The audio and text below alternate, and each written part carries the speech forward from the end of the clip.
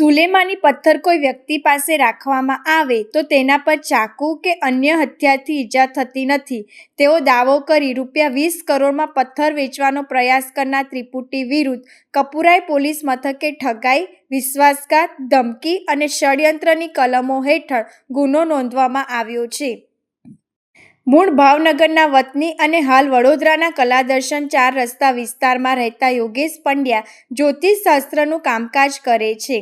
ફરિયાદ અનુસાર લગભગ 2 મહિના અગાઉ તેમને જાણ થઈ હતી કે ભાવનગર જિલ્લાના વડાવડ ગામના વિજયસિંહ ગોહિલ પાસે એક સુલેમાની કાળો પથ્થર છે જે પોતાની પાસે રાખનાર વ્યક્તિને ચાકુ કે અન્ય હથિયારથી ઈજા થતી નથી। વડોદરા આવી ફરિયાદીના નિવાસસ્થાને ડેમો આપવા માટે આરોપીઓએ એક ચમકતો કાળો પથ્થર, ચાકુ અને કાતર વડે વિવિધ પ્રયોગો કરી પથ્થરની વિશેષ શક્તિ હોવાનો દાવો કર્યો હતો।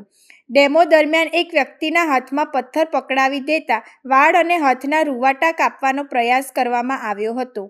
ઉપરાંત ચાકુ વડે ઘા મારતા પણ ઈજા ન થતી હોવાનું દર્શાવવામાં આવ્યું હતું।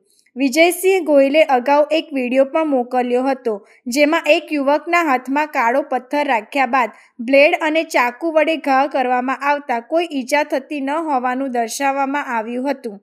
આ વિડીયો દ્વારા પથ્થરની કથિત શક્તિ અંગે વિશ્વાસ કેળવવાનો પ્રયાસ કર્યો હતો જેને લઈને ફરિયાદ નોંધાવવામાં આવી હતી અને કપુરાઈ પોલીસ દ્વારા 3 ઇસમોને ઝડપી પાડી કાયદેસરની કાર્યવાહી હાથ ધરવામાં આવી હતી।